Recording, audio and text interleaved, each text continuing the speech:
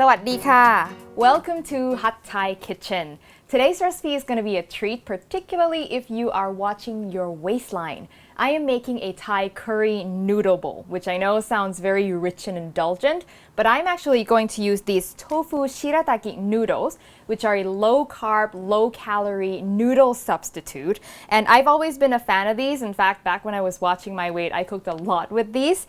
And so I was super excited to get an opportunity to work with House Foods to develop this recipe for them. So this dish is actually inspired by a traditional dish that has a spicy curry sauce poured over a kind of rice noodles we call Chongchitnant. But today I'm going to lighten it up by using these instead. Let's get started.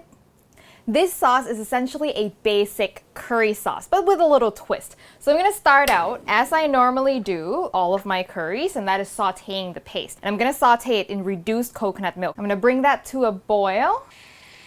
And today I am using two types of curry paste, red curry paste and yellow. Yes, did you know you could mix curry paste together and come up with a new flavor? I love the flavor of red curry paste, but I also love the warm spices that yellow curry paste has. These are just store-bought, but if you want to make your own, I have recipes for both these curry pastes. And you can do all red if you want to, or you can do all yellow, really, or you can do green. Really, this one is a very, very flexible sauce. Keep reducing it until it's very thick. And what's going to happen is the oil from the coconut milk is going to start breaking away from the rest of the curry paste.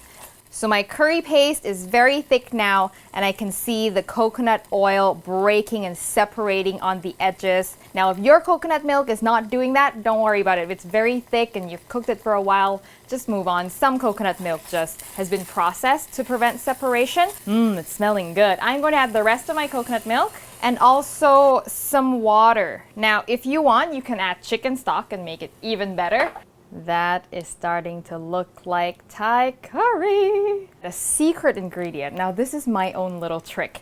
I'm gonna add some chopped tomatoes. We typically don't do this in Thailand, but tomatoes and red and yellow curries go really well together. We add cherry tomatoes to yellow curry, we add cherry tomatoes to red curry, and I love how the brightness of the tomatoes really accent the flavor of the curry paste. And so I thought, why not add it into the sauce and actually let the tomatoes sort of become a part of the sauce, let it dissolve, turn it down to a simmer and let it reduce for about 10 minutes until it's thick and also until the tomatoes are completely disintegrated into the sauce, and then we'll come and check back on it.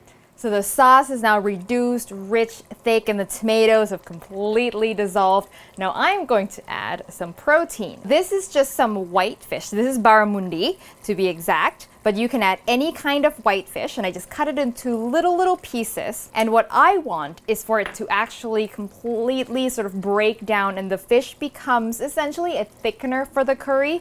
And we do this a lot for the sauce for our Chongchitnant.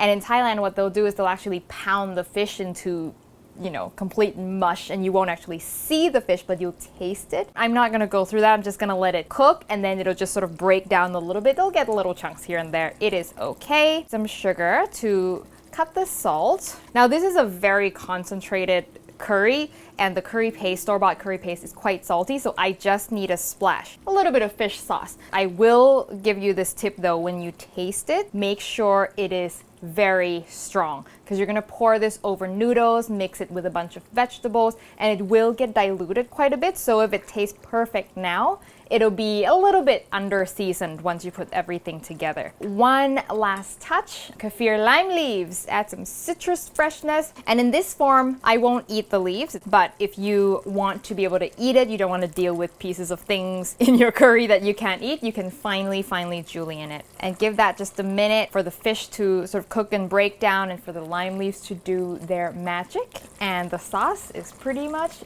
done. And by the way, you don't have to use the fish. You can omit it all together, or you can add little pieces of chicken. You can do ground chicken, ground pork, whatever protein you want, but fish is what's traditional. Always taste your food.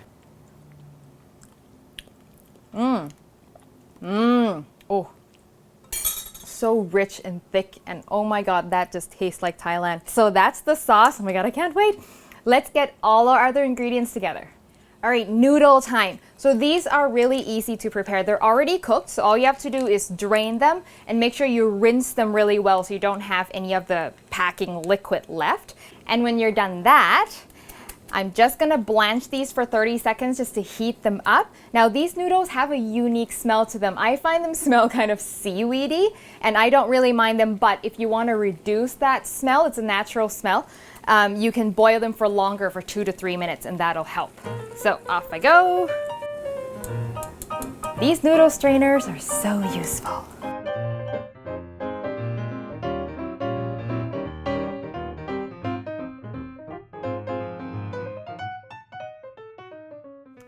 And the sauce. Ooh, that looks great. Now you can make the sauce as thick or as light as you want. If you don't want it as rich, you can totally do a little more stock or water and a little less coconut milk, or you don't have to reduce it as long. So totally something you can customize. So the coolest part about this dish is actually the toppings. Now, Khanom Jin in Thailand comes with a variety of different herbs, fresh vegetables to sort of contrast the richness of the sauce. So you can really choose whatever toppings, vegetables you want, but I'm gonna show you some of the classic ones, okay? Some long beans, which I have blanched. I'm gonna do some bean sprouts. This is not super traditional, but I love radish sprouts. I think they're so cute. Some Thai basil. You can also do dill. Some people have some dill with this. Pickled mustard greens. Now, pickled mustard greens is traditional. You can get it at Chinese grocery stores, but you can definitely do any kind of pickled vegetables. So the idea is to have something tart to balance out the saltiness of the sauce. And the cherry on this sundae is an egg. A medium boiled egg is what I like, but you can do hard boiled. Wow, that looks almost too good to eat. And then a little final garnish if you're making this fancy for someone. A little red is always nice. Ta-da! Isn't that so pretty?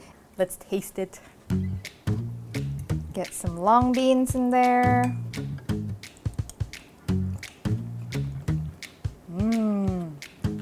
The curry sauce is so concentrated, so you can really taste all of those herbs that are in the curry paste.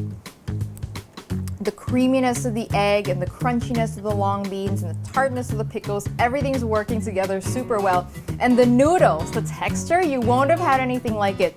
It's sort of halfway between tender and crunchy. It's kind of a fun texture going on in your mouth. It's so good. So I hope you give this a try. This is so good. I can't believe it's actually a low-cal dish. And the recipe, as always, is on hotthaikitchen.com.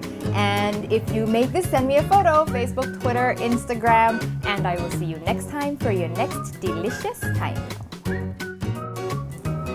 You want some?